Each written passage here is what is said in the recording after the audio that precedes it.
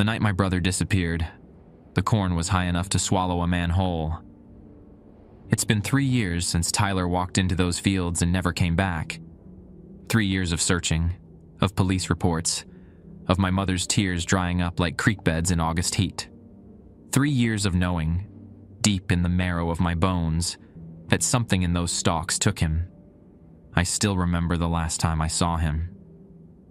Ty stood on the porch of our family farmhouse near Belle Prairie, Mississippi, sweat beading on his forehead despite the evening breeze. "Just gonna check on that weird rustling near the south fence," he'd said, grabbing the old mag light from the hook by the door. "Probably just coyotes after the chickens again." That mag light was the only thing we ever found. It was waiting for us at the edge of the cornfield, its beams still burning bright, pointing toward the darkness like an accusation. The old-timers in Chickasaw County whispered about our land even before we lost Tyler. The Henderson farm had always been different, they said. The soil too rich, the crops too bountiful in bad years. Great-grandpa Joseph bought these 300 acres dirt cheap back in 1932, during the worst of the Depression. The previous owner, Elijah Tate, died under what the local newspaper called mysterious circumstances, though my grandpa let slip once that Tate was found stretched out in his own field, eyes and mouth packed with soil, roots growing between his fingers. We ignored the stories. Farmers can't afford superstition, Dad always said. We had good land and we worked it hard. End of story. After Tyler vanished, Dad changed. He started leaving offerings at the edge of the cornfield. Small things at first, tobacco, whiskey, coins. Then larger things, livestock. He'd slaughter a chicken or rabbit at dusk, leave the blood to soak into the earth. I caught him once, mumbling words I couldn't understand, his face stretched tight with desperation. 2 weeks later, he walked into that same field, just like Tyler had. Unlike Tyler, we found Dad. He was sitting against the old oak tree in the center of the property, peaceful-like, except for the dirt packed down his throat and the corn silk threaded through his eyelids. I should have sold the land then. Should have run as far from Belle Prairie as my truck could take me. But instead, I stayed. Partly because the farm was all Mom and I had left. Mostly because, and I know how crazy this sounds, I still felt Tyler out there somewhere, moving between the rows on moonless nights. 3 weeks after we buried Dad, I found the rules. They were scratched into the underside of the old oak's largest branch, only visible when the sun hit it just right at dawn. 12 rules, carved in what looked like a mixture of English and symbols I couldn't decipher. Below them, in fresher cuts that couldn't have been more than a few months old, were my father's initials. It took me weeks to translate the full list, using some of Dad's old books and help from Dr. Mayfield, the anthropology professor from Ole Miss who'd once stayed with us while studying local folklore. The rules were clear, specific, and terrifying in their implications, but they offered something I desperately needed, a way to survive this land. So I followed them. And for 3 years, I've managed to keep breathing. But last night, something changed. I found a 13th rule, freshly carved, the wood still weeping sap, and beside it, scratched in my brother's handwriting, a message that's chilled me to my core. I'm coming home, Ethan. Don't trust what looks like me. Hello, viewers. If you wish your stories or experiences to be narrated by me, share them on our own subreddit, which you can join from the description below. I will pick the stories from the community and narrate them, and every once in a while, we will host a 3-hour story compilation. Morning comes too damn fast on a farm, even one that might be cursed. I was up before first light, same as always, pulling on my worn Carhartt overalls and the Mississippi State cap Tyler left behind. The 13th rule had kept me awake most of the night, my mind churning over what it could mean. But cows need milking, whether you've slept or not. I made coffee in the kitchen, the same kitchen where Mom had taught us to snap beans and roll biscuit dough. She'd moved to her sister's place in Tupelo after Dad died. Couldn't bear to look at those cornfields anymore. Can't say I blame her. She calls every Sunday, asks when I'm going to sell this godforsaken place and join the living again. If only she knew I was staying for those who weren't living anymore. Through the window over the sink, I could see the old oak tree standing sentinel at the center of our property. The rules tree, I called it now.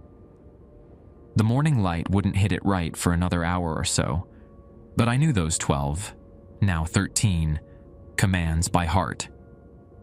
I pulled the worn moleskin notebook from my back pocket and flipped it open to the first page, where I'd written them all down.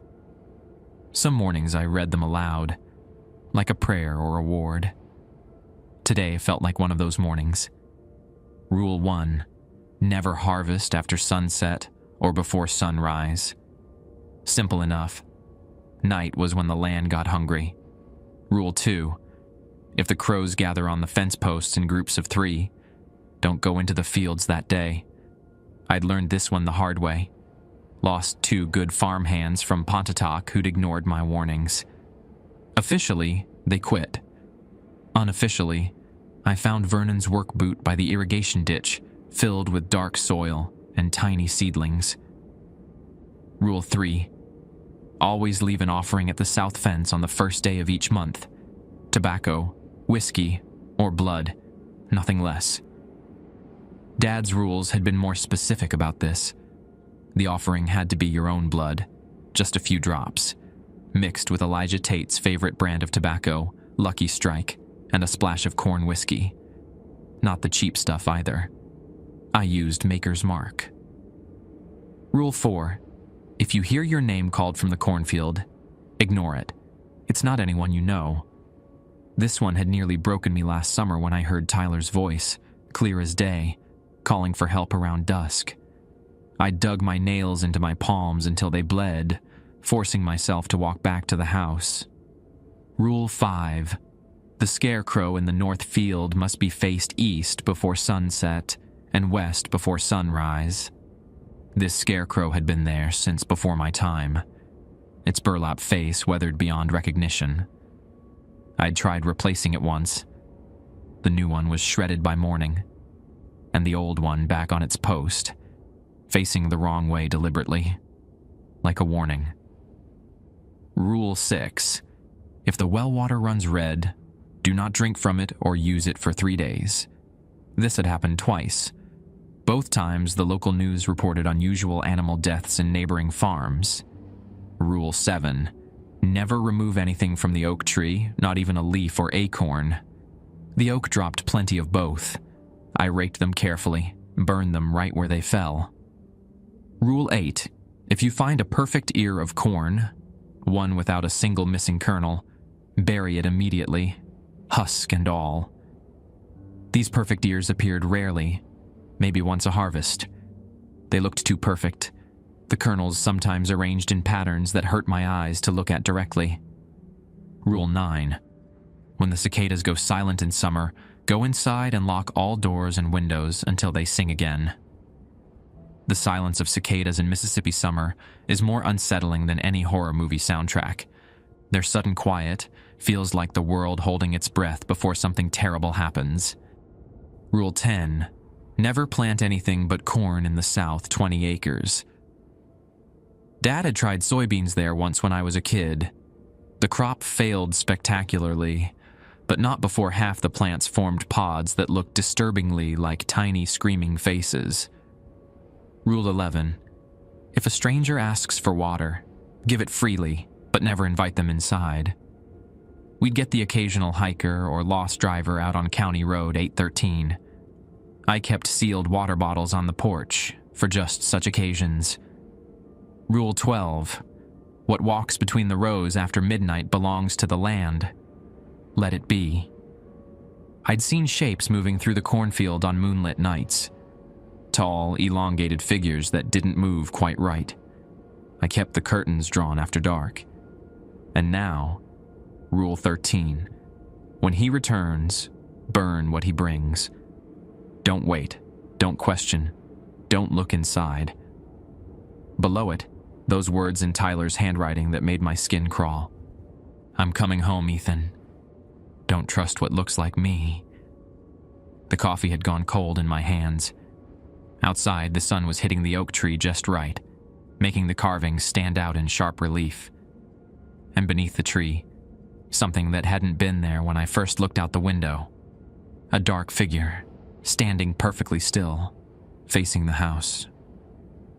I set the mug down carefully, grabbed my shotgun from beside the door, and stepped onto the porch. The figure hadn't moved, but I could see it more clearly now. It was tall and thin, dressed in what looked like my brother's old flannel shirt and jeans. As I raised the gun, it lifted a hand in greeting, and I caught a glimpse of its face. It was Tyler, and it was smiling too wide. I didn't lower the shotgun. Whatever stood beneath that oak tree might have been wearing my brother's skin, but the way it held itself, too still, like it was remembering how to stand, told me it wasn't Tyler. Not really. That's far enough, I called out, voice steadier than my hands. The thing that looked like Tyler tilted its head at an angle just slightly wrong, that too wide smile never faltering.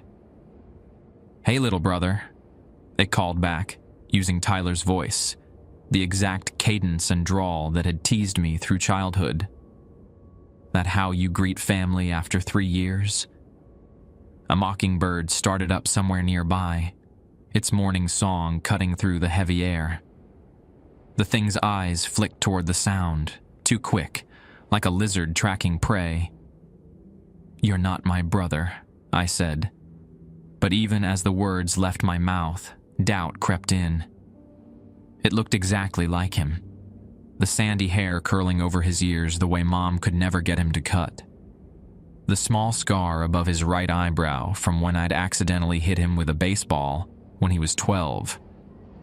It even had his slight bow-legged stance, legacy of a rodeo accident at the Chickasaw County Fair when he was 17. The thing laughed, Tyler's laugh, loud and unrestrained. Course I am. Just been away a while. It took a step forward, then stopped when I raised the shotgun higher. Easy, Ethan. I know I've got some explaining to do. In my pocket, the moleskin with the rules felt suddenly heavy. Rule 13. When he returns, burn what he brings. Don't wait. Don't question. Don't look inside. But I couldn't see that it had brought anything. Its hands were empty, hanging loosely at its sides. "Where have you been?" I asked, not lowering the gun. My eyes scanned its body, looking for whatever it might have brought back. "Around," it said vaguely, looking past me at the farmhouse. "Place looks good. You've been keeping up with everything." Its eyes lingered on the porch, where I'd repaired the steps last spring. "Mom still here?" "She's in Tupelo, with Aunt Susan." I didn't mention Dad. If this really was Tyler, he'd want to know what happened.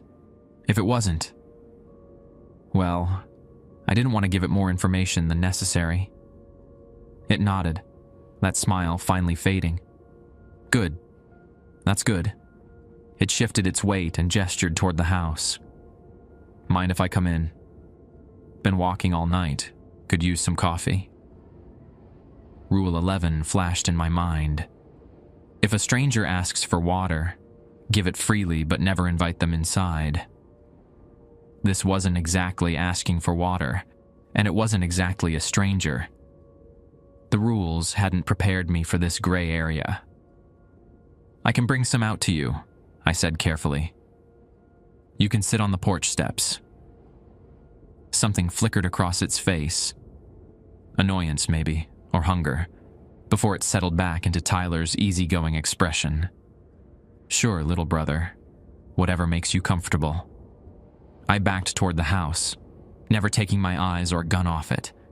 Once inside, I set the shotgun against the wall within easy reach and poured coffee with shaking hands. Through the window, I could see it still standing there, not having moved toward the porch at all. It was staring at the cornfield now, head cocked like it was listening to something. When I came back out with the coffee, it had finally moved to sit on the bottom porch step. I placed the mug on the step above it and retreated. "You don't trust me," it said. Not a question. It picked up the mug, inhaled the steam, and took a sip without blowing to cool it first. Tyler always did that too. Had a mouth like asbestos. "Would you?" After 3 years of nothing. I leaned against the porch railing, keeping distance between us. "No calls, no letters. Mom thought you were dead." "I was," it said simply, and my blood ran cold.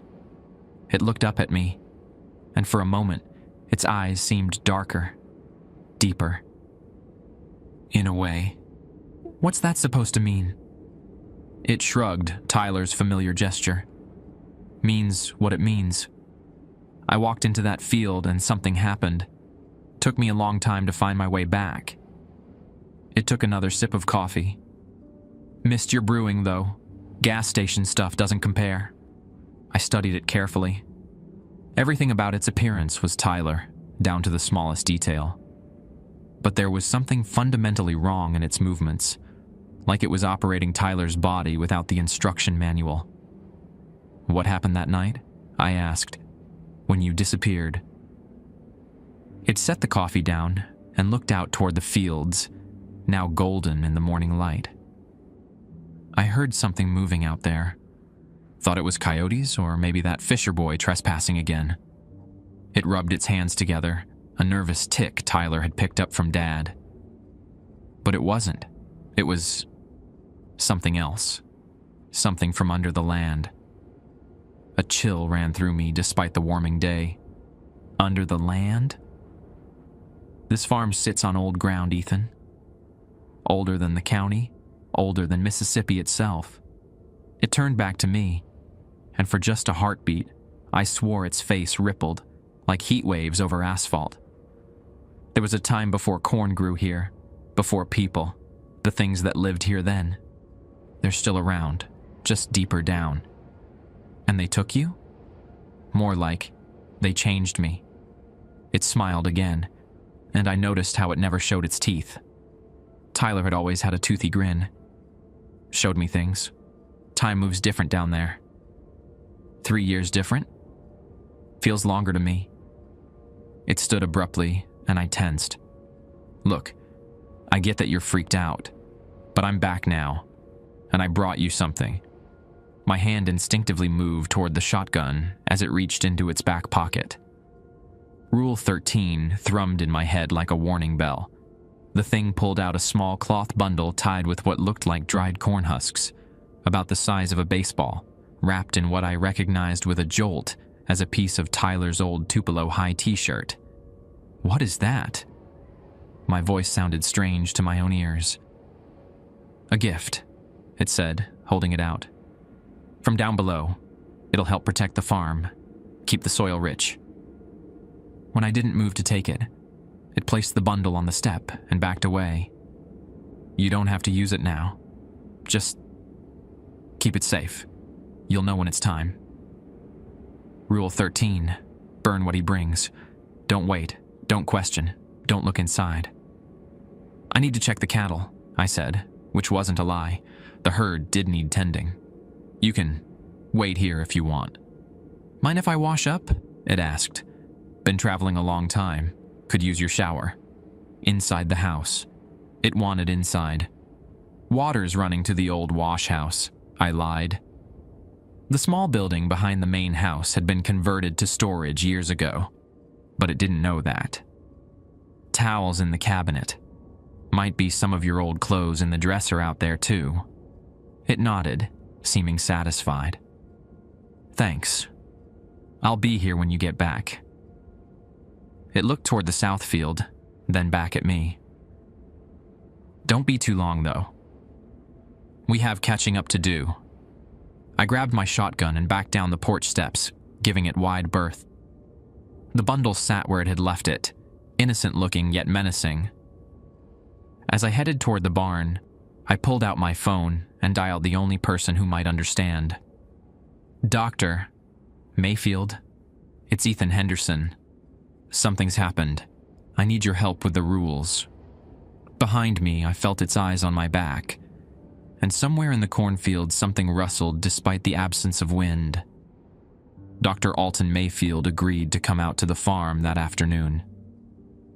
"Don't do anything with whatever it brought you," he'd warned over the phone, his academic tone unable to hide his alarm.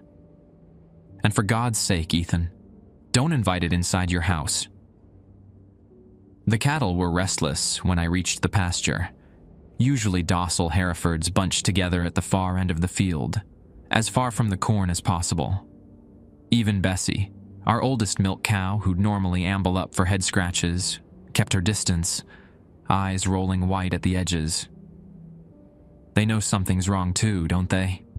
I murmured, checking that the water trough was full. One of the young bulls pawed at the earth, snorting nervously. I didn't blame them.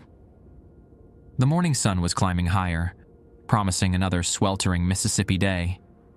As I walked back toward the barn, I detoured slightly to visit Mom's old garden patch. The tomato plants I'd put in last month were already withered. They always died, no matter what I did. Rule 10. Never plant anything but corn in the south 20 acres. The garden wasn't technically in the south field, but close enough, apparently. From this vantage point, I could see the thing that looked like Tyler. It had moved to the wash house as suggested, but instead of going inside, it was circling the building slowly, one hand trailing along the weathered boards, head tilted like it was listening to the wood. It hadn't noticed me watching yet. I ducked into the barn, pulled out my phone again, and called Mom. She deserved to know what was happening, even if I couldn't tell her everything. "Ethan? Everything all right, honey?" Her voice brought an unexpected lump to my throat. "You never call this early." "Everything's fine, Mom." I lied, keeping my voice low. "Just, has anyone called you today? About Tyler?" The silence on the other end lasted a beat too long. "What about Tyler?" Her voice had sharpened, a mother's instinct detecting trouble. "Nothing," I said quickly. "Just thought I saw someone who looked like him in town yesterday. Got me thinking.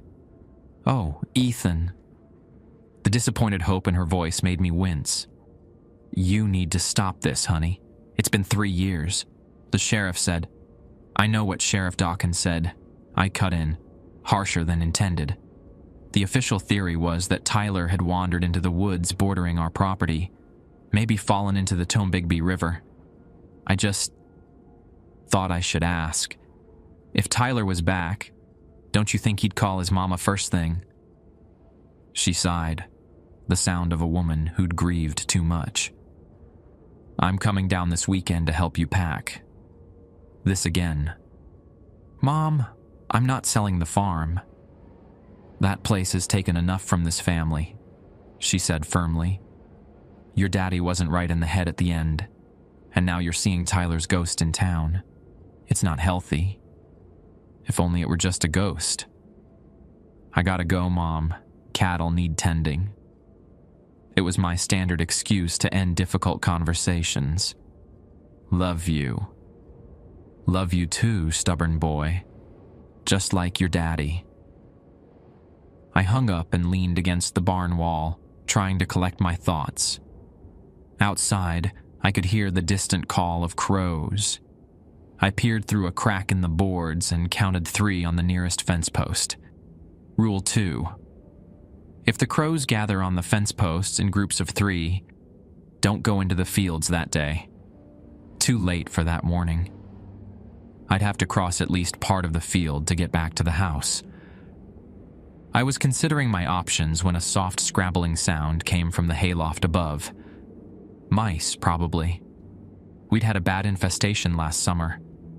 I grabbed the ancient broom propped in the corner, ready to shoo away whatever was up there. The ladder to the loft creaked under my weight as I climbed. The space above was dim, slats of sunlight cutting through gaps in the roof. The hay was piled in the far corner, golden and sweet-smelling from last season's cut. "All right, you little—" I began, but the words died in my throat as the hay shifted. Not mice, something larger. I froze, broom half raised, as a hand emerged from beneath the hay pile. A human hand, dirt-encrusted, fingers moving in a grotesque beckoning motion. Then an arm, clad in the torn remains of a familiar flannel shirt. My back hit the ladder before I even realized I was retreating. The arm continued to emerge, revealing a shoulder, then a head lifting from beneath the golden strands. Straw clung to matted hair, and the face that turned toward me was Tyler. Another Tyler. This one's eyes were clouded, milky white as if filmed over. Its jaw hung slightly askew, and the skin had a gray pallor beneath the dirt streaking its face. But it was unmistakably my brother's face, a decayed mirror of the thing waiting by the wash house. "Eth, Anne," it croaked, voice like gravel and rust. "Help me." I scrambled backward down the ladder, nearly falling in my haste. My heel caught on the last rung, and I tumbled to the dirt floor as the thing in the loft began dragging itself toward the opening, hay cascading down around it. "Not real," I gasped, pushing myself up. "Not real." But I knew it wasn't that simple. On this land, not real didn't mean not dangerous. I bolted for the barn door, the sound of stiff limbs dragging across wooden boards following me. Outside, I slammed the door shut and jammed the nearby pitchfork through the handles as a makeshift lock. The wood shuddered as something hit it from the inside. Breathing hard, I looked toward the house. The other Tyler, the clean one, the smiling one, was now standing on the porch, watching me with unnerving stillness. The bundle it had brought sat on the railing beside it. I was trapped between two impossibilities, both wearing my brother's face. My phone buzzed. "Dr. Mayfield."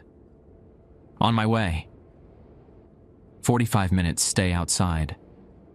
45 minutes. I needed to avoid both Tylers until then. The thing in the barn had gone quiet, but I didn't trust the silence. The one on the porch raised a hand in greeting, as if we were neighbors passing on a county road. I headed toward the equipment shed instead. It was farther from the house, but offered another exit that led toward the road where Dr. Mayfield would arrive. As I walked, I kept my eyes fixed straight ahead, ignoring the sound of corn stalks rustling despite the still air. Inside the shed, I sagged against the wall next to Dad's old John Deere tractor. My hands were shaking as I pulled out the moleskin again, flipping through the pages, desperately searching for guidance. Nothing about what to do if your missing brother returns in duplicate. The shed door creaked, and I looked up sharply. The cleaner Tyler stood in the doorway, silhouetted against the sunlight. "You're avoiding me," it said, Tyler's voice tinged with something that wasn't quite hurt. "After I came all this way back." "What are you?" I asked, edging along the wall toward the back exit. It stepped inside, glancing around at the farm equipment with mild interest. "I told you, I'm Tyler. Just changed." "There's another one," I said, watching its reaction carefully. "In the barn. Looks like it's been buried." Something flickered across its face. Anger? Fear? "That's not me," it said quickly. "That's a trick. The land plays tricks sometimes. Shows you things you want to see." "I don't want to see my brother half rotten in a hayloft," I countered. It moved toward me and I tensed. "Listen to me, Ethan. I'm the real Tyler. That thing out there, it's what the land sends up sometimes like a decoy. To confuse people." It reached out, and I flinched away. It dropped its hand, looking wounded. "It's why I came back.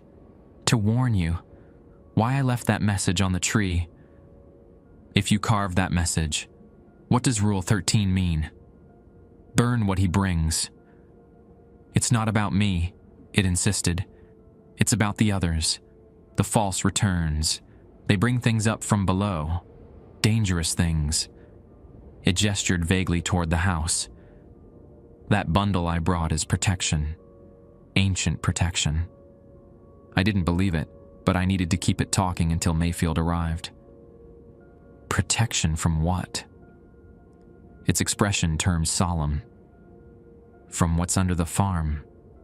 The things Dad woke up when he started making those offerings. It moved to the tractor, running a hand along the dusty metal. He was trying to get me back, but he did it wrong. Made a door instead of a key. That tracked with what I remembered of Dad's last months. The increasingly bizarre rituals. The blood sacrifices. The muttering in languages no Henderson had any business knowing. "What's in the bundle?" I asked. It smiled, pleased I was showing interest. "Seeds, special seeds. Plant them at the corners of the property, and they'll seal the boundaries. Keep the underneath things from fully crossing over." It looked at me earnestly. "I've learned things, Ethan. How to survive down there. How to fight back." A sudden commotion outside drew both our attention. The barn door was open now, and the decayed Tyler was dragging itself across the yard, leaving a trail of disturbed earth in its wake. It moved with horrible determination toward the house. "See?" the Tyler beside me said urgently. "It's going for the bundle. It knows the seeds will stop it." It grabbed my arm. Its touch unnaturally cold through my shirt. "We need to get there first." Its grip was strong, too strong, as it pulled me toward the shed's main door. Outside, the sun seemed suddenly dimmer, the air heavier with humidity and the smell of turned earth. The withered Tyler had reached the porch steps, pulling itself up painfully. "Wait," I said, digging in my heels. "Rule 13. Burn what he brings. Don't wait. Don't question. Don't look inside. We should wait for Doctor Mayfield. He knows about the rules. He can help us." The Tyler holding my arm went still. "Mayfield? The professor?" Its voice had changed, hardened. "You called him?" "He's helped me understand the rules before," I said carefully. Its fingers dug into my arm painfully. "That old fool doesn't understand anything." The facade was slipping now, its Mississippi drawl fading, replaced by something older, deeper. "He only knows what's in his books. I've seen the truth. Been below." On the porch, the decayed Tyler had reached the bundle. Its ruined hands scrambled at the wrappings. "Stop it," the Tyler beside me hissed, suddenly releasing me and bolting toward the house. "Don't open that." I stood frozen, caught between following and running the other way. In the distance, a cloud of dust announced a vehicle approaching on the long dirt drive. Dr. Mayfield. On the porch, the two Tylers collided in a grotesque tangle of limbs, one supernaturally strong, the other fueled by single-minded purpose. The bundle tumbled from the railing, hitting the ground with a soft thud. The wrapping came loose and something dark spilled out onto the sun-baked earth. Not seeds. Something that wriggled and squirmed, black and glistening in the midday sun. Something that began to burrow into the ground with alarming speed. I ran toward the house, Rule 13 screaming in my mind. Dr. Mayfield's ancient Volvo skidded to a stop in a cloud of Mississippi dust. The 68-year-old professor moved with surprising agility for his age, vaulting out of the car with a leather satchel clutched to his chest. His gray beard was wild and uncombed, eyes wide behind wire-rimmed glasses, as he took in the scene before him. "Ethan, get back!" he shouted, rushing toward me. On the porch, the two Tylers were locked in a struggle that defied natural movement. The cleaner one had pinned the decayed version against the railing, but the withered thing was surprisingly strong, its skeletal fingers clawing at the other's face. Where they made contact, the skin seemed to ripple and peel away, revealing something dark and slick underneath. "What in God's name?" Mayfield muttered, coming to a halt beside me. His eyes dropped to the scattered contents of the bundle, and he cursed in what sounded like Latin. "Those aren't seeds," I said unnecessarily. "No." Mayfield reached into his satchel and pulled out a glass jar filled with clear liquid. "They're eggs. We need to burn them now, before they hatch completely."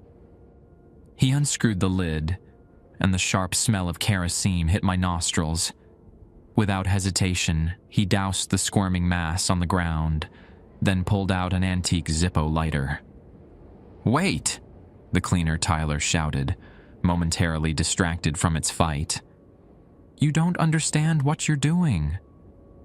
That split second of inattention was enough. The decayed Tyler surged upward with unnatural strength, driving its opponent backward. Both tumbled off the porch, hitting the ground with a sickening thud just yards from where we stood. Mayfield flicked the lighter. The kerosene caught with a whoosh, blue flames racing across the writhing black mass. The things, eggs or seeds or whatever unholy spawn they were, began to pop and sizzle, releasing a stench like burning hair and rotten meat. Both Tylers screamed in unison, a sound that clawed at my eardrums. The cleaner one broke free of the struggle and lunged toward us, its face contorted with rage. "You can't interfere," it snarled, its voice no longer anything like my brother's. "The cycle must continue." Mayfield stepped in front of me, surprisingly steady. "Back to the underneath, Skinwalker," he commanded, reaching into his satchel again. This time he withdrew a small cloth bag tied with red string. "You have no power here if we know what you are." The thing wearing Tyler's face hesitated, its eyes fixed on the bag. It hissed, an animal sound no human throat should make. "Ethan," Mayfield said calmly, never taking his eyes off the creature. "Go to my car. Front seat. There's a shotgun loaded with special shells." I backed away, unwilling to turn my back on the scene. The decayed Tyler had pulled itself into a sitting position, watching the confrontation with milky eyes. It looked oddly calm now, almost satisfied as the fire consumed what had spilled from the bundle. When I returned with the shotgun, Mayfield took it with practiced ease. The barrel was etched with symbols similar to those on the rules tree. "Last chance," he told the cleaner Tyler thing. "Return below willingly, or I send you back the hard way." It laughed, a sound like gravel shifting underground. "You think you understand the rules, old man? You've only read about them. I've lived them." It spread its arms. "This land was ours long before the first corn grew here, before the first humans set foot in this valley." "Professor," I said urgently, watching as the thing's skin began to ripple more violently. "What is it?" "They have many names," Mayfield replied, raising the shotgun. "Skinwalker is close enough. They're ancient, from before the continent was settled. Some tribes believed they were guardians of the underworld, or messengers between worlds." "We are neither guardian nor messenger," the thing said, its voice now a chorus of discordant tones. "We are the hungry ones, the waiting ones." Its gaze fixed on me. "And your family invited us in, Ethan Henderson. Your great-grandfather made the first pact.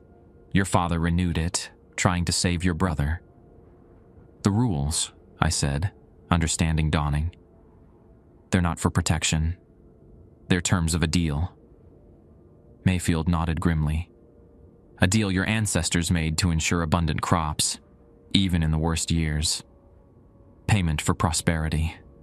"Tyler was the payment," I whispered. "Dad tried to get him back, and offered himself instead," the Skinwalker finished. "Such devotion, such foolishness." Its smile stretched inhumanly wide, But the land requires more now. The hunger grows. Behind it, the decayed Tyler had begun to move again, crawling toward us with lurching movements. But there was purpose in its milky eyes, determination in its ruined face. "What does it want?" I asked Mayfield, unable to look away from my brother's doppelgangers. "I don't know," he admitted, "but whatever it is, we can't let it have it." He leveled the shotgun at the cleaner Tyler. "Step back, Ethan." I moved behind him, but my eyes were drawn to the decayed Tyler, now just yards away. It had rolled onto its back, staring up at the sky. Its lips moved, forming words I couldn't hear. The shotgun blast shattered the afternoon quiet.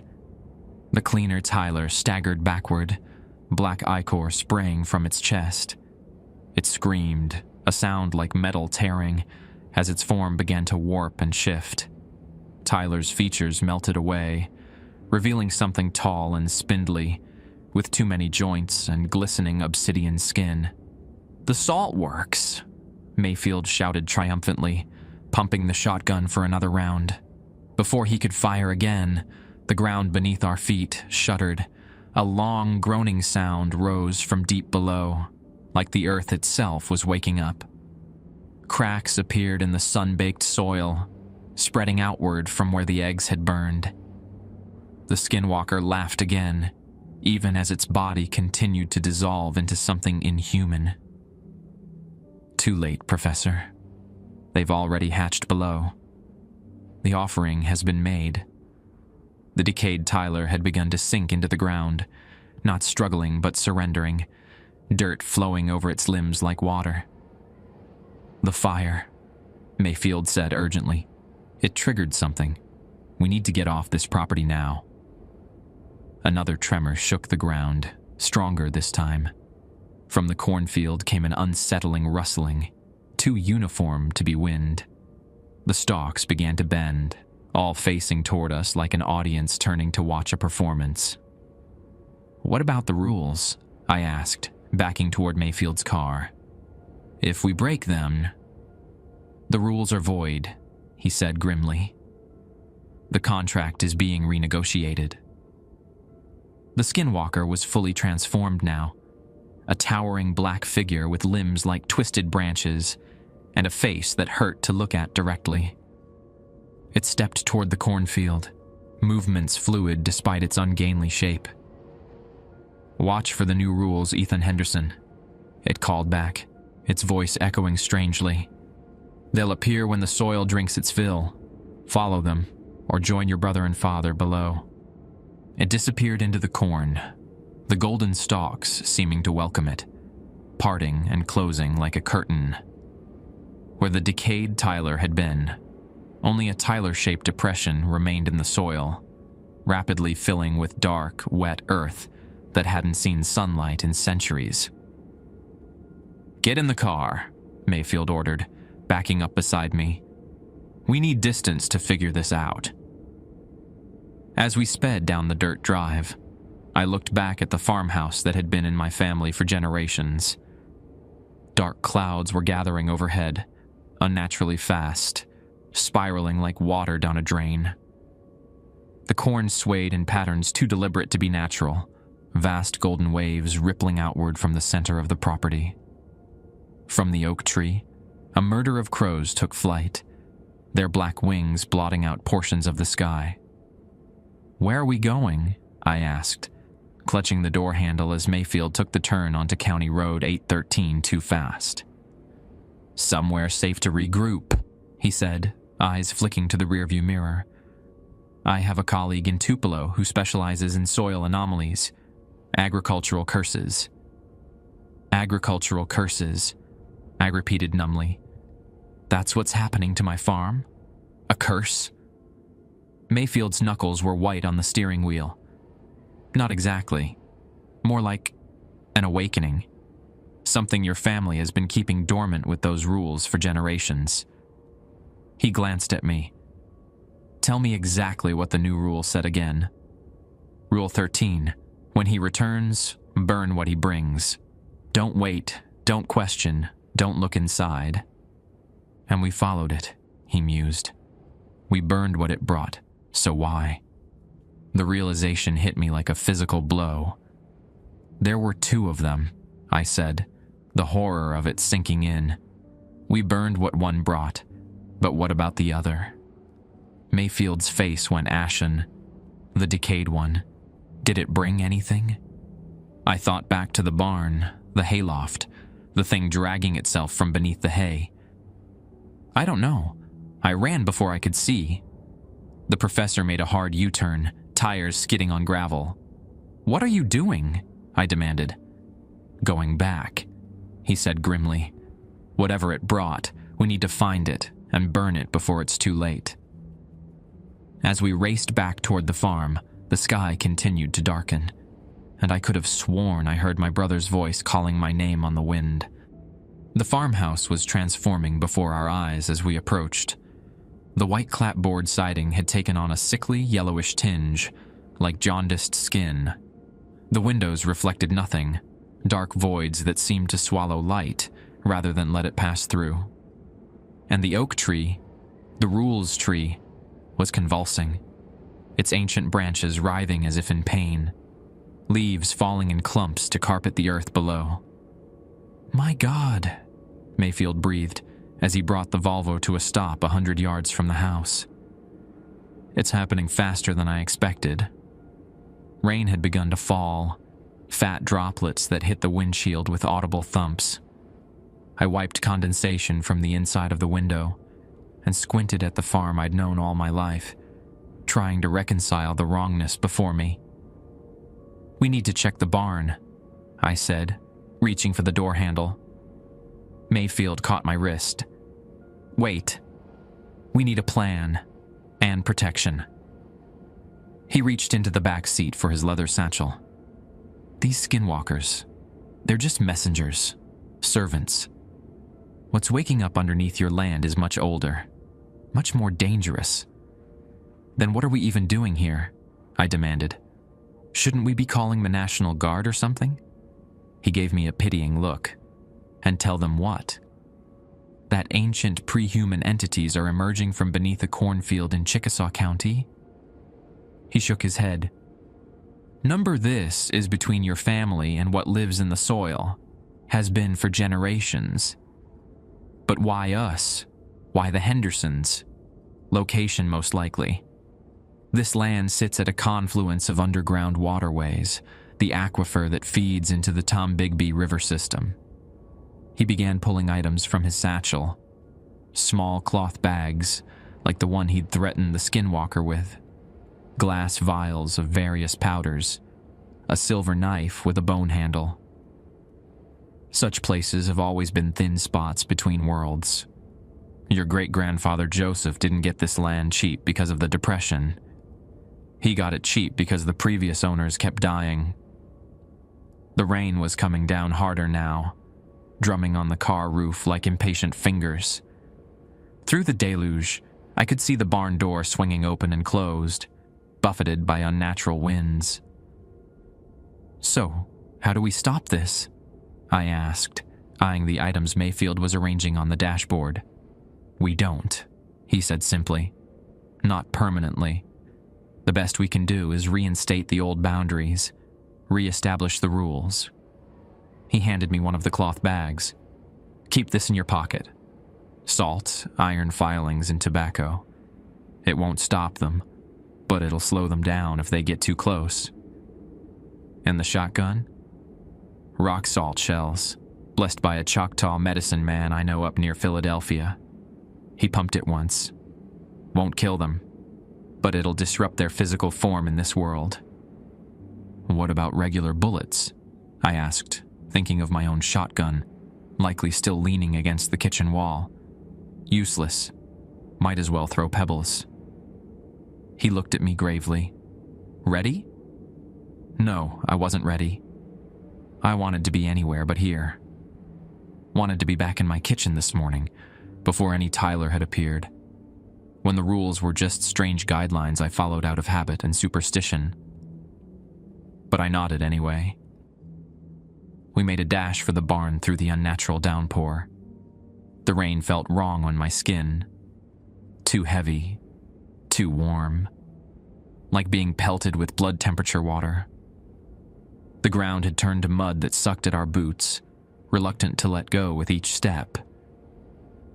The barn door slammed open as we approached, not from wind, but from something inside yanking it wide. Mayfield raised the shotgun, pushing me slightly behind him with his other hand. "Remember, whatever it is, it's not your brother," he warned. The barn's interior was abnormally dark for midday.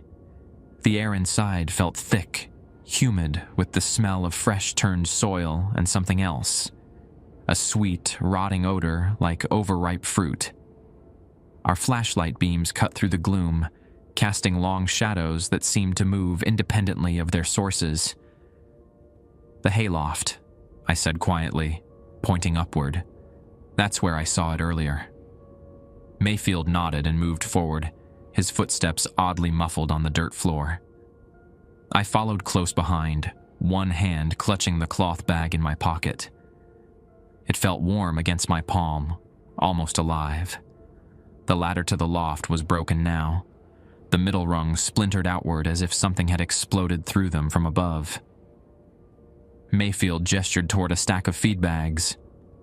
"We can climb up that way," he whispered. As we moved toward the improvised stairway, a sound came from the loft. A soft, rhythmic scraping, like someone dragging a rake through dry leaves. Then, a low humming, tuneless and discordant. I recognized the melody with a jolt of dread. It was "Go to Sleep, Little Baby," the lullaby Mom used to sing to Tyler and me when we were small. "Professor," I began, but he silenced me with a gesture. We climbed the feed bags cautiously, Mayfield leading with the shotgun. As our heads cleared the loft floor, the smell intensified. That sickly sweet rot undercut with fresh earth. The decayed Tyler sat cross-legged in the center of the loft, rocking slightly. It wasn't alone. Arrayed before it was a line of small objects that glinted dully in our flashlight beams. As we climbed fully into the loft, I could see what they were. Cornhusk dolls, a dozen at least, each the size of my hand. They were crude things, fashioned from dried husks and bound with what looked like human hair in various colors. Each had a face drawn in what appeared to be dried blood. "Shit," Mayfield breathed, raising the shotgun. The decayed Tyler looked up at us, Noki eyes somehow managing to focus. It smiled, that ruined face stretching in a mockery of my brother's grin. "Too late," it said, voice surprisingly clear despite its deteriorated state. "They're already singing." As if on cue, a faint, high-pitched keening sound emanated from the dolls. It raised the hairs on my arms, a sound just on the edge of human, but fundamentally wrong. Mayfield stepped forward. "Ethan, get the kerosene." I fumbled in my pocket for the small flask he'd given me in the car, but before I could retrieve it, the decayed Tyler moved with shocking speed. It lunged across the loft, not toward us but toward the dolls, scooping them up in its dirt-encrusted hands. "Mine," it growled, clutching them to its chest. "Father's gift." "Father?" I repeated, cold dread settling in my stomach. "Dad made these?" "Your father began the process," Mayfield said grimly, keeping the shotgun trained on the thing wearing Tyler's decayed face. "These are vessels, invitation tokens for what lives below to come through." The thing that had been Tyler nodded eagerly. Dad knew. Dad learned the old ways, tried to trade himself for me. It stroked one of the dolls with a blackened finger, but the hungry ones wanted more. Always more. The whole farm, I realized. They want the entire Henderson bloodline, and the land. "Smart brother," the thing said, rocking faster now. "Always were the smart one. Tyler was the strong one, though. Strong enough to come back. Parts of him, anyway." It grinned, dirt falling from its cracked lips, Parts of him still down there. Parts of Dad, too. The doll's keening grew louder, more insistent. Outside, the rain hammered against the barn roof like it was trying to break through. "Professor, what do we do?" I asked, unable to take my eyes off the grotesque parody of my brother. Mayfield's face was grim. "We burn them. All of them. Including that." The decayed Tyler cackled. "Can't burn me. I'm just dirt now. Dirt and memories." It clutched the dolls tighter. "But these are doorways. Little doors. Dad made them, but I named them." Its voice dropped to a conspiratorial whisper. "Want to know their names?" "Now, Ethan," Mayfield urged. "The kerosene." I finally managed to pull the flask free and unscrewed the cap. The sharp smell cut through the rot-sweet stench of the loft. The thing wearing Tyler's decomposed face hissed at the smell. "No!" it shrieked, scrambling backward. "They're almost ready! Almost awake!" I hesitated, flask half raised. Despite everything, it still wore my brother's face. Still spoke with something of his voice. "Tyler, if you're still in there somewhere." "Don't," Mayfield warned. "It's using your emotions against you. That's not Tyler anymore." The thing smiled again, reading my hesitation. "Remember fishing at Cooper's Creek, Ethan? Remember when you fell through the ice and I pulled you out? Remember how cold you were?"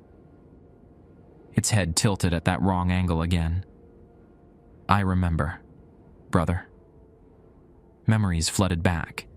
Tyler at 14, dragging my 10-year-old self from the frozen creek, wrapping me in his coat, carrying me a mile back to the truck, his voice saying, "I got you, little brother.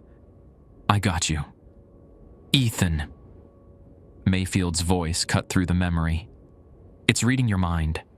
Focus." The decayed Tyler was closer now, though I hadn't seen it move. Close enough that I could smell the grave earth embedded in its skin.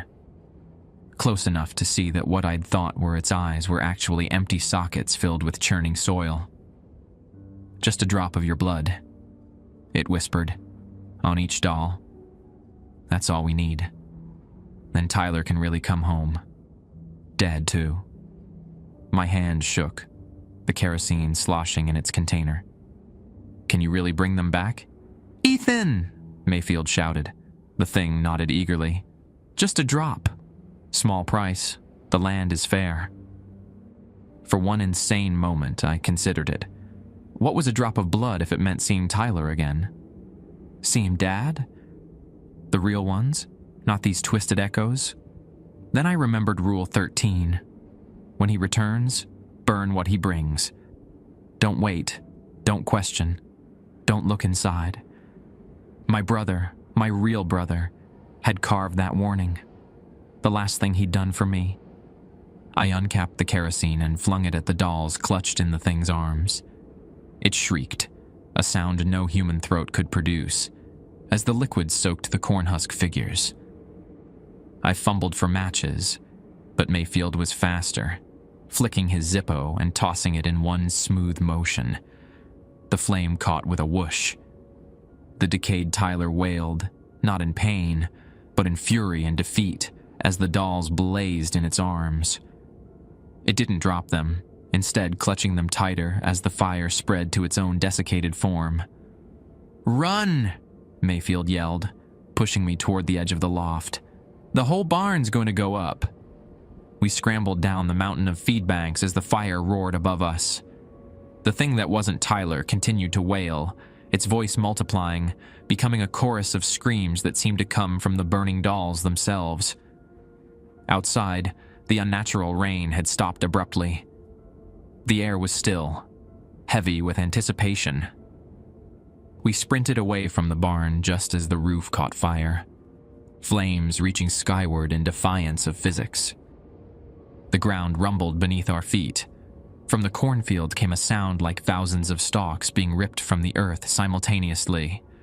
A great wind arose, bending the corn flat in a perfect circle around the property. "Back to the car," Mayfield urged. but my eyes were drawn to the rules tree. The ancient oak was changing before my eyes. The bark flowed like wax, reshaping itself. Where Rule 13 had been carved, new words were forming, the wood pushing outward to create fresh symbols. The new rules, I breathed. It said there would be new rules. Behind us, the barn collapsed in a shower of sparks and burning debris. The fire didn't spread to the surrounding grass, instead burning with unnatural intensity in a perfect boundary defined by the barn's foundation. Mayfield grabbed my arm. "We need to get clear.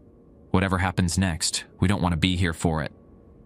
As we ran for his car, I glanced back one last time at the burning barn, the writhing oak, the farmhouse with its darkened windows. For a moment, I thought I saw two figures standing on the porch, Dad and Tyler, watching us leave.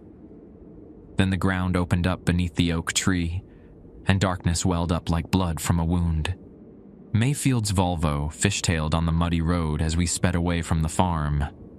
In the rearview mirror, an impossible darkness spread behind us, swallowing the burning barn and encroaching on the farmhouse. It wasn't smoke or storm clouds. It was absence, a void in the fabric of daylight itself. "What's happening?" I gasped, twisting in my seat to stare at the receding property. "The transition," Mayfield said grimly, hands white-knuckled on the steering wheel. "The land is renegotiating its terms." "With who?" "There's no one left to make deals with." "There's you." His eyes met mine briefly. Last of the Henderson bloodline on that soil. The implications hit me like a physical blow. Whatever lived beneath the farm, whatever had taken Tyler and Dad, now wanted me to be the caretaker of its new covenant. "I need to see those new rules," I said, the decision crystallizing in my mind with sudden clarity. Mayfield braked so hard we skidded sideways. "Are you insane? That place is tearing itself apart. If I don't know the rules, I can't follow them. And if I can't follow them..." I let the thought hang, but we both knew what it meant. The thing under the farm would keep coming, keep sending its skinwalker messengers. It would find me wherever I ran. The professor studied my face for a long moment, then nodded reluctantly. "We don't go all the way in.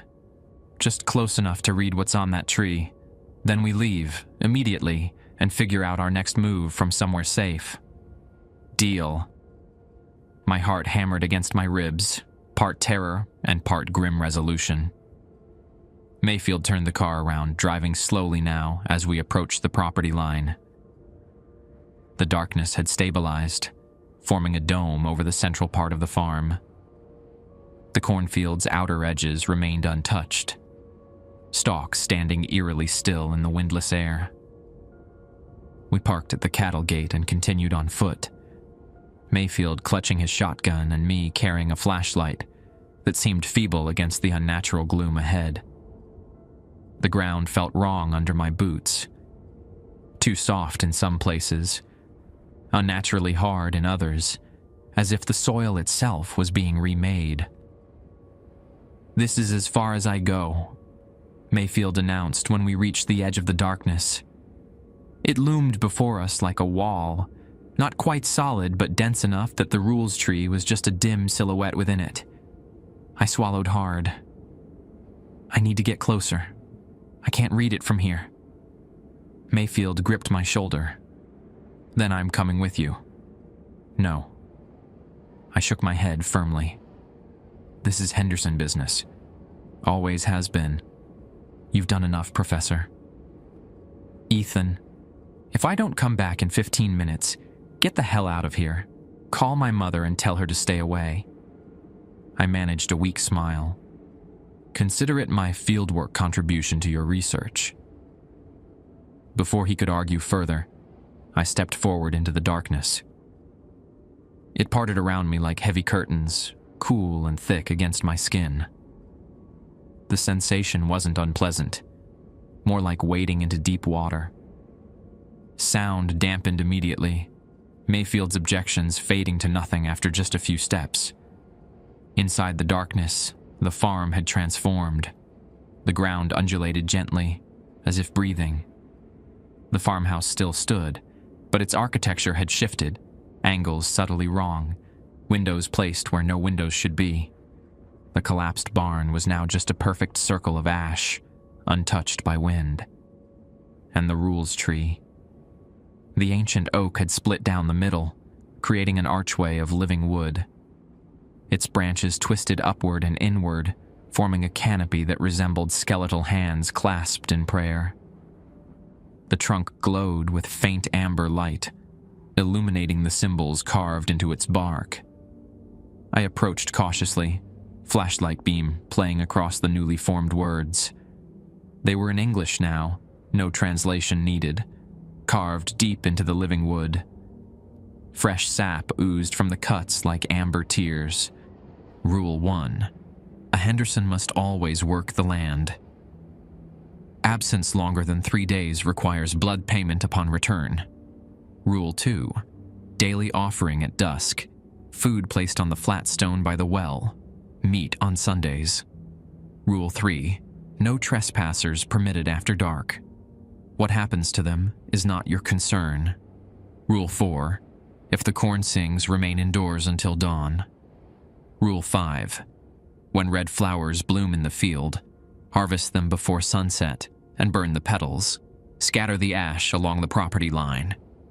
Rule 6. Never strike the soil in anger.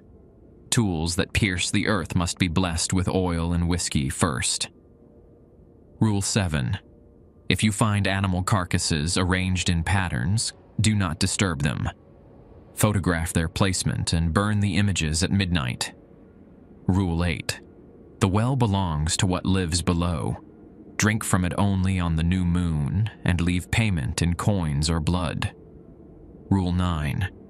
If someone wearing a familiar face comes from the field, verify their nature with salt and iron before speaking their name. Rule 10.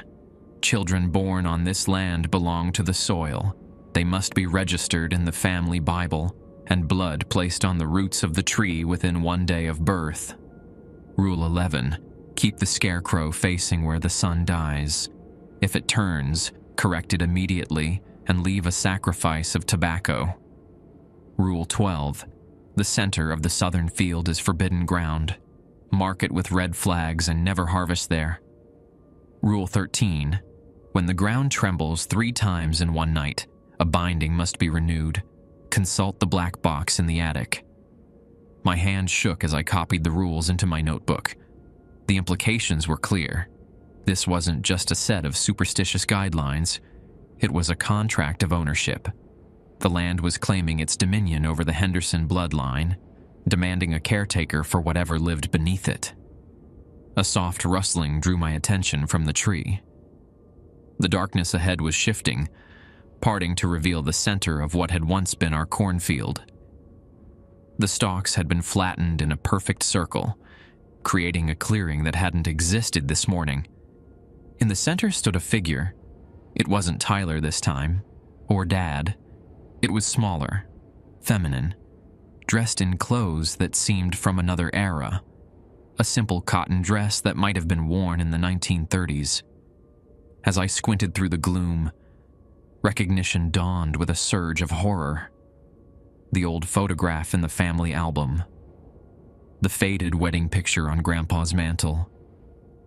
Great-Grandma Rose Henderson, Joseph's wife, who according to family lore had died of fever the same year they acquired the farm. She stood impossibly in the clearing, her face placid, hands folded at her waist. "Hello, Ethan," she called, her voice carrying unnaturally through the heavy air. "You've read the terms. Do you accept?" I took an involuntary step backward. "Who are you?" "You know who I am." Her smile was gentle, grandmotherly. "I've been waiting a long time for you to come home." "My great-grandmother died in 1932. "Did she?" Rose tilted her head, the gesture unsettlingly familiar. the same gesture the Tyler things had made. Joseph told everyone I died. Easier that way. But the truth is, I was the first payment. She spread her arms, encompassing the transformed farm around us. The land needed a mother. A chill ran through me. What are you talking about? Joseph made a deal for this land, for prosperity when others starved. But the soil wanted more than tobacco and whiskey. Her form flickered slightly, like a television with poor reception. It wanted family, Hendersons, roots that would run as deep as the corn. I thought of Tyler and Dad, both taken by the land, of the rules that had bound my family for generations. And now it wants me, I said, understanding dawning. Rose's expression softened. Not yet. It needs a caretaker first, someone to tend it, feed it, help it grow. She gestured to the tree. That's what the new covenant offers. Service instead of sacrifice. For now. And if I refuse? The darkness around us deepened, pressure building in my ears like descending too quickly underwater. Rose's form flickered again, her gentle features momentarily replaced by something ancient and hungry. Then it will hunt you, Ethan Henderson. Hunt you and your mother and any children you might have. The bargain was made with blood. It cannot be unmade. My mouth went dry. What do I have to do? Rose smiled again, relief evident in her expression. Accept the rules. Live on the land. Make the offerings. She extended her hand. And visit us sometimes down below. Your father and brother miss you. They're alive? Hope surged irrationally in my chest. In a manner of speaking, her eyes, I noticed now, reflected no light. They helped the corn grow strong. The implication turned my hope to ash. I looked back toward where I'd left Mayfield, but could see nothing through the darkness. I need time, I said, to think. Rose's expression hardened. You have until midnight. Return by then with your answer or the land will come for you. She began to fade, her form dissolving into the darkness. We're family, Ethan. Family belongs together. Then she was gone, leaving me alone with the split tree and its new commandments. The darkness thinned slightly, enough that I could make out the path back to where Mayfield waited. As I turned to leave, something caught my eye. A flash of color in the ashen circle that had been our barn. I approached cautiously, kneeling to examine what looked like a small plant pushing up through the ash. Not corn, but something with a deep red stalk and glossy black leaves. It pulsed slightly, as if in time with a heartbeat. The beginning of something new taking root.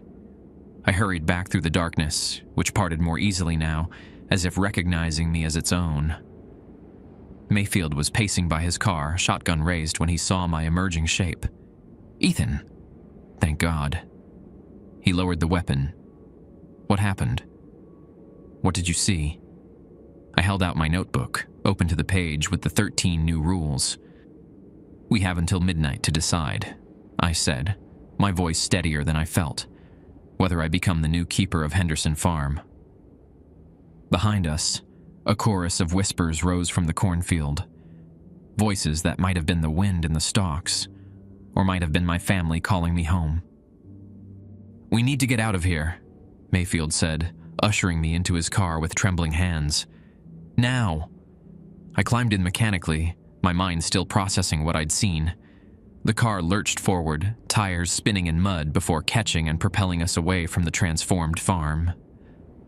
The dome of darkness receded in the side mirror, contracting like a living thing, settling in for a long wait. My God, Mayfield muttered, repeatedly glancing at the notebook in my hands. This goes beyond anything in the literature.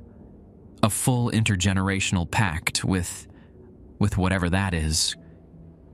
She said it was a mother.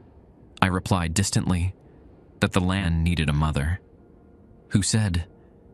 My great-grandmother, or something wearing her face. I described my encounter with Rose, watching Mayfield's expression shift from academic interest to horror. Skinwalkers can assume many forms, he said, taking a sharp turn onto Highway 15. They choose shapes that will have emotional resonance with their targets. This was different from the Tyler things, I insisted. More solid, more real, like she belonged there. Mayfield fell silent, driving with grim concentration.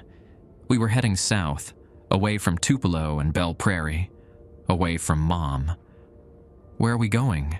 I asked. My colleague in Oxford, Dr. Ellen Ayazi, she's Navajo, teaches indigenous studies at Ole Miss, but specializes in land-based spiritual practices. He glanced at me. If anyone can help us understand what we're dealing with, it's her.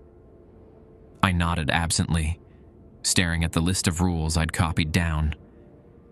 My handwriting looked shaky, foreign, like someone else had written them. "It's my decision, isn't it?" I finally said. "Whether to accept or refuse."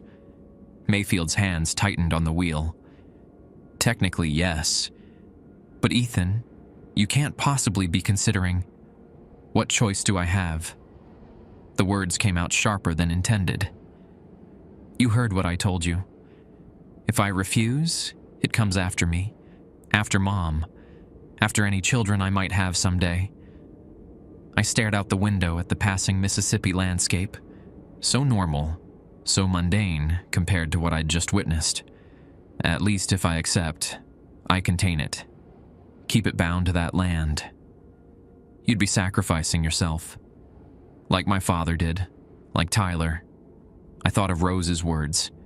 They helped the corn grow strong. A chill ran through me.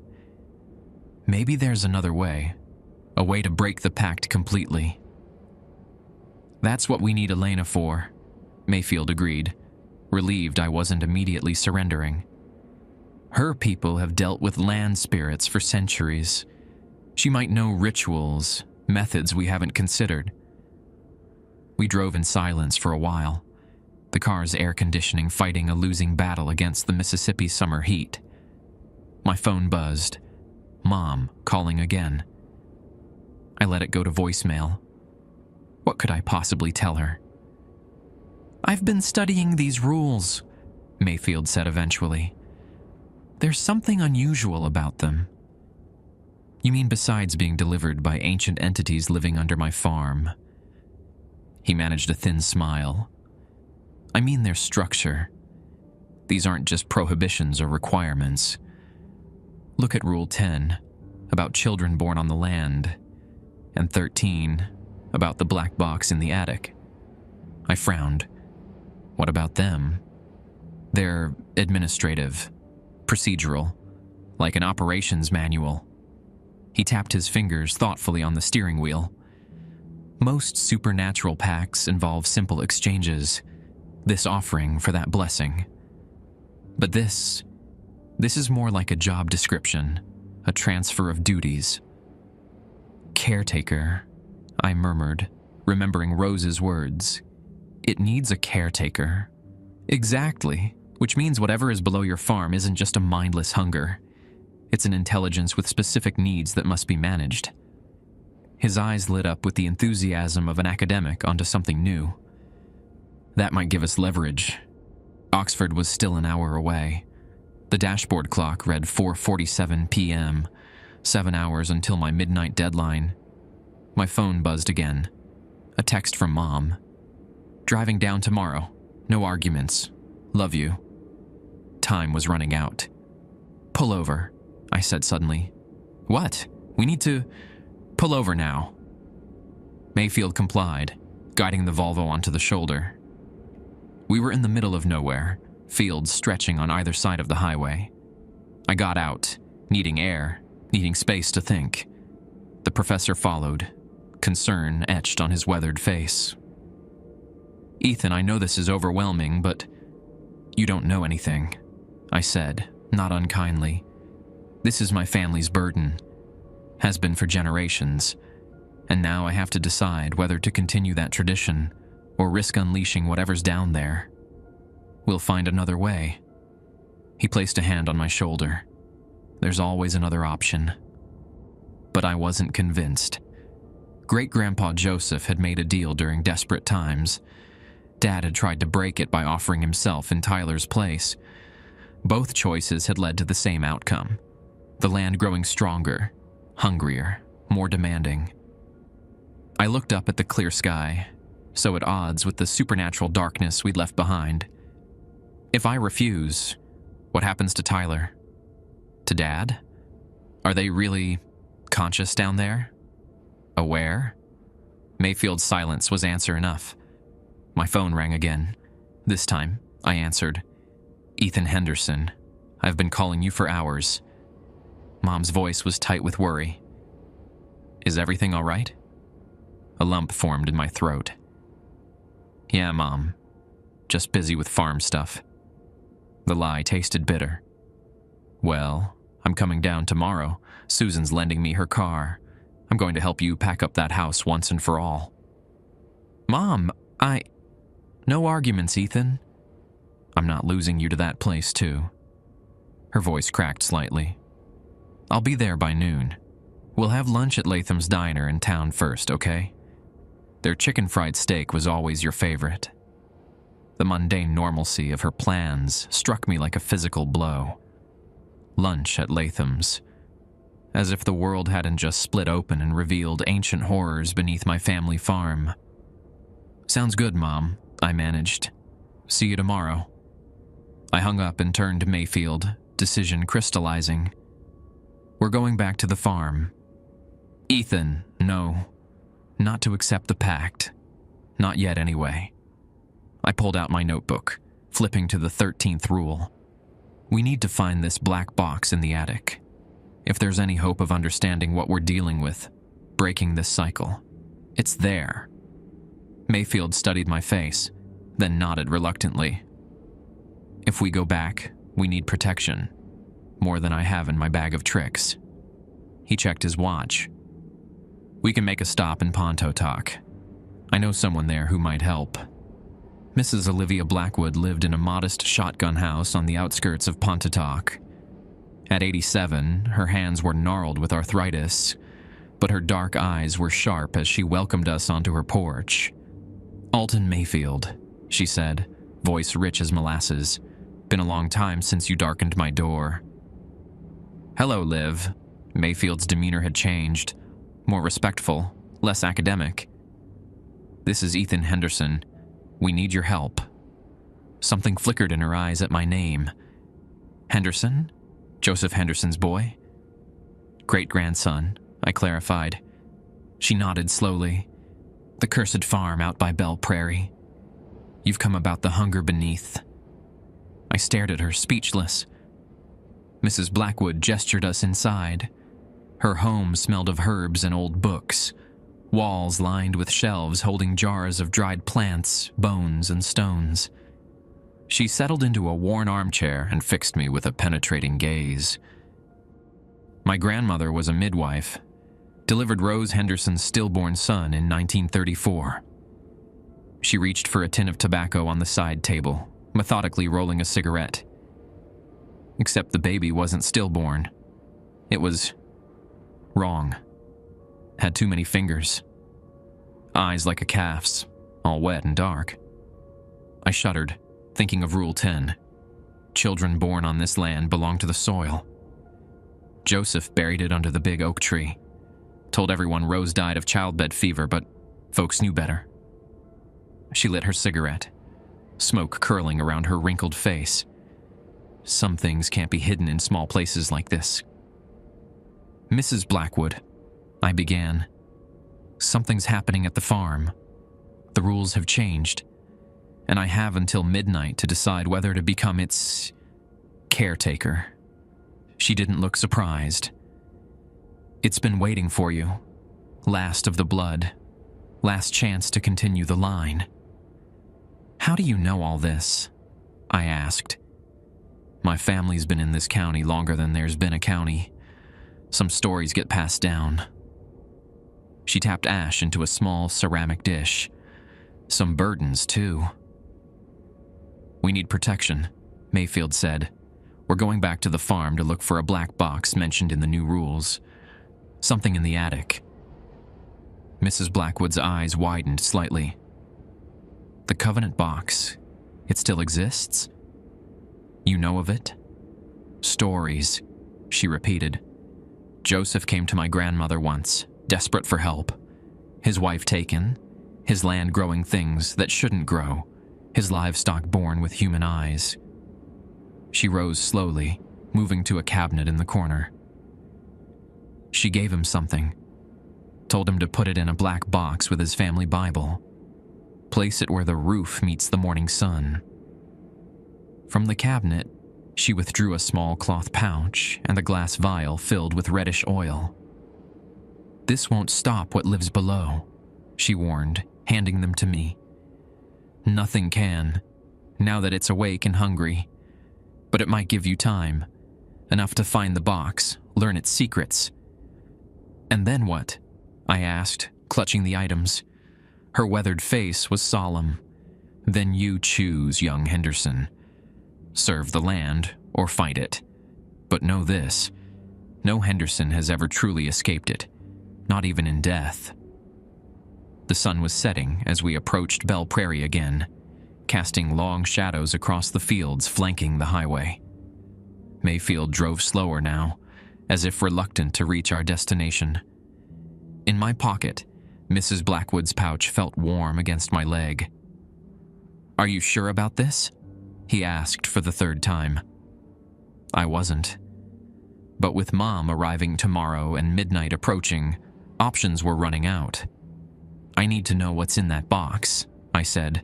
"What great-grandpa Joseph was trying to do. If there's any way to break this cycle, it'll be there." The farm came into view as we crested a small hill. The dome of darkness had receded, now covering only the central portion of the property. The house stood clearly visible, windows glowing with soft amber light, as if welcoming us home. As we approached the cattle gate, I noticed something that made my blood run cold.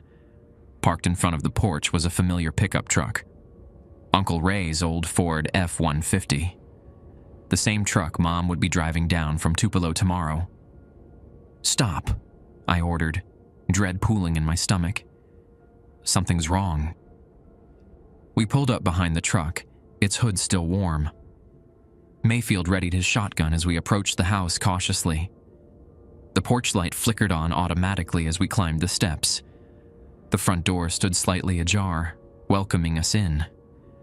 From inside came the sound of a woman humming softly, a lullaby I'd known all my life.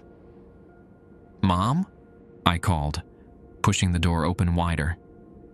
She sat at the kitchen table, back to us, arranging flowers in a vase. At the sound of my voice, she turned.